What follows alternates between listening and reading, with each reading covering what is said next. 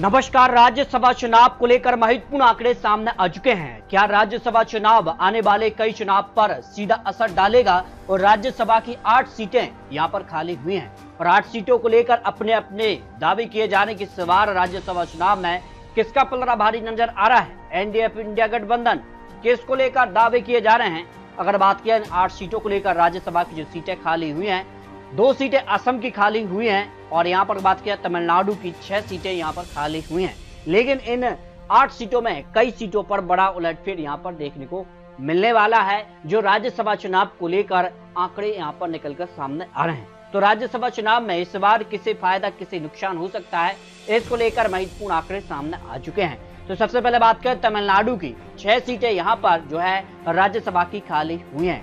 यहाँ पर बात किया डीएमके कांग्रेस और लेफ्ट का गठबंधन है और इसके बाद अगर बात किया डीएमके की 3 सीटें यहाँ पर खाली हुई हैं और गठबंधन के पास अगर बात किया तो 158 विधायक हैं, यानी आराम से 4 सीटें यहाँ पर झोली में जा सकती हैं। यानी 1 सीट का फायदा डीएमके को, जो कांग्रेस गठबंधन लेफ्ट का गठबंधन है, उसको राज्यसभा में फायदा मिल रहा है। यानी 3 के मुकाबले 4 सीटें इस बार डीएमके कांग्रेस गठबंधन को जाती नजर आ रही है। जबकि एआईए डीएमके और भारतीय जनता पार्टी का गठबंधन बना है। हालांकि इससे पहले यहाँ पर जो है लोकसभा चुनाव में ये गठबंधन नहीं था, लेकिन यहाँ पर जो है विधानसभा चुनाव की तैयारी भी है, तो इस कारण से एआईडीएमके के साथ भारतीय जनता पार्टी ने गठबंधन किया है।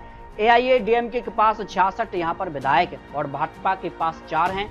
यहाँ पर पीएमके के पास 4 है, कुल मिलाकर 74 हो जाते, मतलब 1 सीट पक्की यहाँ पर हो जाती है। लेकिन 1 सीट पर फिर पैच फंस सकता है। अब वो सीट किसकी जाएगी, किसके यहाँ पर जो सदस्य हैं वो यहाँ पर कम हो सकते हैं।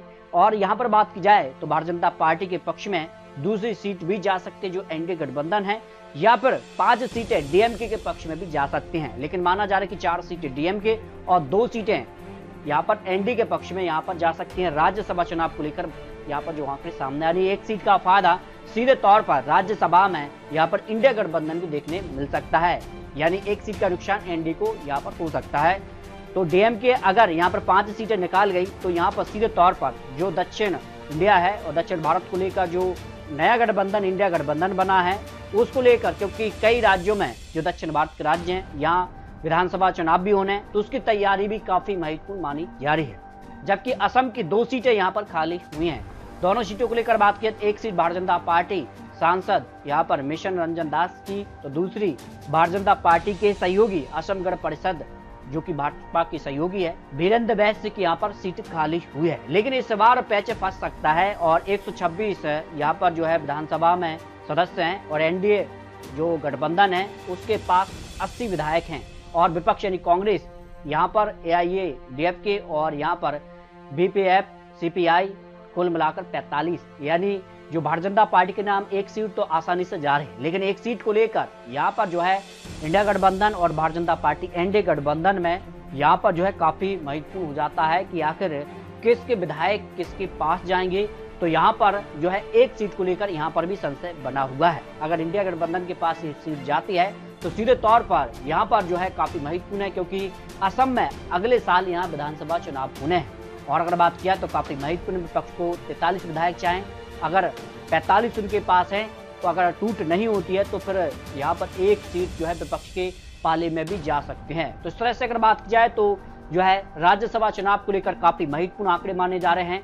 19 यहाँ पर जून को यहाँ पर राज्यसभा चुनाव होंगे और उसी दिन यहाँ पर नतीजे सामने आ जाएंगे कि राज्यसभा चुनाव में किसका पलड़ा भारी रहा है। लेकिन माना जा रहा है कि एनडीए को 1 से 2 राज्यसभा सीटों का नुकसान यहाँ पर देखने को मिल सकता है। तो आपको क्या लगता है राज्यसभा चुनाव को लेकर अपनी राय रखते हैं? मिलते हैं और लेटेस्ट और महत्वपूर्ण विश्लेषण के साथ। तब तक ले जय हिंद, जय भारत।